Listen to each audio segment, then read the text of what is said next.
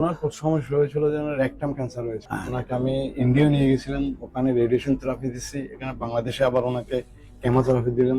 অনেক টাকা খরচ হয়েছে। জানুয়ারি 12 তারিখ ডাক্তারে বলেছে দিচ্ছে উনি মারা যাবেন, বাঁচবেন না বেশি দিন। ওনার ব্রেনের ক্যান্সার ছড়াই গেছে। আচ্ছা, কত টাকা খরচ হয়েছে আপনার ইন্ডিয়াতে? আমার এই পর্যন্ত প্রায় 20-22 লক্ষ টাকা খরচ হয়ে গেছে। আমি সার্জারি না করার জন্য আপনার এখানে আসছি। আপনি বলছেন যে সার্জারি করাতে হবে না, এটা গোটা এমনি শুকিয়ে যাবে, সার্জারি করাতে হবে, আপনি চিকিৎসা চালান।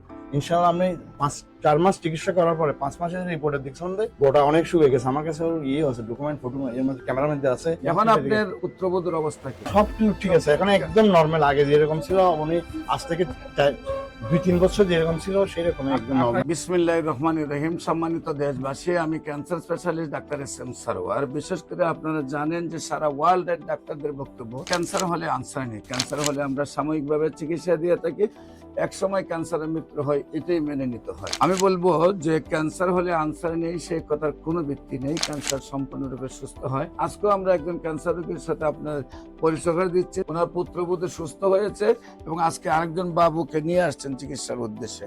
আপনার নাম? রফিক আহমদ। রফিক আহমদ। আপনার পিতার নাম?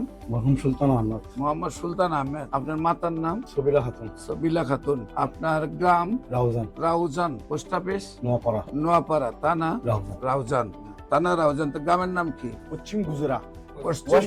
পশ্চিম বুজরা। হ্যাঁ। এটা সৌদি আরবের নাম। না না, বুজরা। গুজরা। জেলা হলো চট্টগ্রাম। আপনার পুত্রবধূ কিভাবে কি সমস্যা হয়েছিল? ওনার সমস্যা হয়েছিল যে রেকটাম ক্যান্সার হয়েছে। ওনাকে আমি ইন্ডিয়া নিয়ে গেছিলাম, ওখানে রেডিয়েশন থেরাপি দিচ্ছি। এখানে বাংলাদেশে আবার ওনাকে কেমোথেরাপি দিলাম। অনেক টাকা খরচ হয়েছে। আপনার ইন্ডিয়াতে চিকিৎসা করেছেন, বাংলাদেশেও চিকিৎসা হয়েছে। সেইখানে চিকিৎসা কি সুস্থ হয়েছিল? সেখানে চিকিৎসা সুস্থ হয় নাই। সেখানে চিকিৎসা এবছর হয়ে গেছিল গত মার্চ, এই বছরের জানুয়ারি 12 তারিখ ডাক্তারে বলেছে দিচ্ছে উনি মারা যাবেন, বাঁচবেন না বেশি দিন। ওনার ব্রেনের ক্যান্সার ছড়াই গেছে। টাইমলাইন দিয়ে দিছে। হ্যাঁ, টাইমলাইন দিয়ে দিয়েছিল। উনি ডাক্তার অনেক নাম করা ডাক্তার, যিনি নাম বলবো না, কিন্তু উনি বলছেন যে এরকম বিভাগীয় প্রধান, উনি নিউরোলজির ডাক্তার। উনি বলছেন ওনার ব্রেনও ক্যান্সার ছড়াই গেছে। আচ্ছা, কত টাকা খরচ হয়েছে আপনার ইন্ডিয়াতে? ইন্ডিয়া থেকে বাংলাদেশে এই পর্যন্ত আমার প্রায় অনেক খরচ হয়েছে। সেটা বললে একটা লজ্জার ব্যাপার। না, কত গেছে মানুষ জানা দরকার, ওই জন্যই যে মানুষ অর্থনৈতিকভাবে যাতে আমার এই পর্যন্ত প্রায় 20-22 লক্ষ টাকা খরচ হয়ে গেছে। প্রায় 22 লক্ষ টাকা খরচ। আপনার এখানে সংক্ষিপ্ত ভাবে বেশি টাকা খরচ হয় না, কিন্তু ইন্ডিয়া যাওয়া আসা, এখানে চিকিৎসা করা, 8টা কেমো এখানে দিছি, 25টা থেরাপি ইন্ডিয়াতে দিছি, রেডিয়েশন থেরাপি। টোটাল 22 লক্ষ টাকা খরচ করে যখন রেজাল্ট পান নাই, ডাক্তার যখন বলছে মারা যাবে, তখন আসছেন আপনি আমার কাছে। আপনার আমার ঠিকানা কিভাবে পাইছে? আপনার ইউটিউবে দেখে। এখন আপনার এই পুত্রবধূর অবস্থা কি? এখন আপাতত সুস্থ। গতবার আপনি স্বপ্ন রিপোর্ট নিয়ে আমি এখন আল্লাহর রহমতে সম্পূর্ণ সুস্থ। আমি কি রিপোর্ট করাইছি? রিপোর্টে কি অবস্থা আসছে? সবগুলো আপনি দেখছেন, সবগুলো রিপোর্ট আল্লাহর রহমতে ভালো আসছে। একটা পয়েন্টের কথা বলি, আমার ডাক্তার আমাকে বলছিল যে ওনাকে সার্জারি করে ওনার গোটাটা বাইর করে ফেলতে হবে। না না, রেকটামে গোটা বাইর করতে হবে। আমি সার্জারি না করার জন্য আপনার এখানে আসছি। আপনি বলছেন যে সার্জারি করাতে হবে না, এটা গোটা এমনি শুকিয়ে যাবে, সার্জারি করাতে হবে, আপনি চিকিৎসা চালান।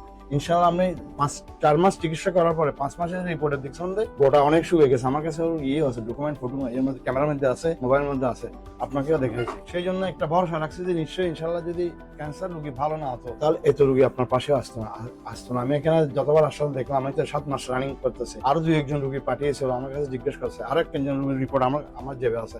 একজন রোগী যে ভালো হয়েছে সেটা প্রমাণ।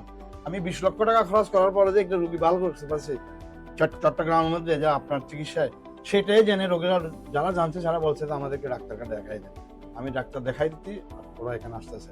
যারা আসতে একটু অসুবিধা হয় তাদের সাথে আমি আসি, এরা একটু আসতে অসুবিধা হয় সেই জন্য আমি এদের সাথে আসছি। আজকে কালকে পরশু আবার আমার পুত্রবধূ নেওয়ার ডেট, ওষুধ নেওয়ার ডেট। ওনার তো ব্রেইনে ক্যান্সারটা ছিল, ঠিক না? উনি ওনার ডাক্তার ব্রেইনেও ছিল, টিউমারও চলে গেছিল এবং ক্যান্সারও চলে এরকম বলছিল, এরকম একটা রিপোর্ট করে দিয়েছিল। স্মৃতিশক্তি ঠিক আছে না, তো? সব কিছু ঠিক আছে, এখন একদম নরমাল। আগে যেরকম ছিল উনি আজ থেকে 2-3 বছর যেরকম ছিল সেরকম একদম নরমাল। আপনার কি কোনো মনে হয় যে কোনো অ্যাবনরমাল বিহেভিয়ার? না না না, এখন ওনার কাছে আমি সবসময় জিজ্ঞেস করি, তোমার যদি কোনো একটা প্রবলেম লাগে আমাকে বলবে, আমি ডাক্তারের সাথে আলাপ করবো। সম্মানিত দেশবাসী, আমি বলবো যে আপনারা যারা এই ভিডিওটি দেখছেন, ওনার পুত্রবধূর জন্য দোয়া করবেন। এইরকম শ্বশুরও পাওয়া কঠিন যে পুত্রবধূর জন্য 22 লক্ষ টাকা খরচ করছে ইন্ডিয়া থেকে। এইরকম দোয়া করি ওনার মতো শ্বশুরও বেঁচে থাক, বাংলাদেশ সব শ্বশুর এমন হয়ে যাক, আর বৌমারও এমন হয়ে যাক যে শ্বশুর যেন 22 লাখ টাকা বৌমার জন্য খরচ করে। এবং আল্লাহর অশেষ রহমতে যেহেতু সুস্থ হয়েছে, দেশবাসীর কাছে দোয়া চাই উনি যেন আজীবন ভালো থাকে, আপনারা দোয়া করবেন। আর বিশেষ করে উনি আজকে আরেকজন বাবুকে নিয়ে আসছেন, ওর জন্য দোয়া করবেন। ওর এখানে এই যে টিউমার গুলা ধরা পড়ছে, এতে ক্যান্সার। আল্লাহর অশেষ রহমতে আমরা আশাবাদী 4 মাস চিকিৎসা করলে সুন্দরভাবে সুস্থ হয়ে যাবে। যে আপনারা গণস্বাস্থ্য হোমিওতে চলে আসুন, সুন্দরভাবে সুস্থ হবে। সবাইকে ধন্যবাদ। যে কোনো প্রয়োজনে স্ক্রিনে দেওয়া নম্বরে যোগাযোগ করেন। আসসালামু আলাইকুম ওয়া রাহমাতুল্লাহি ওয়া বারাকাতুহু।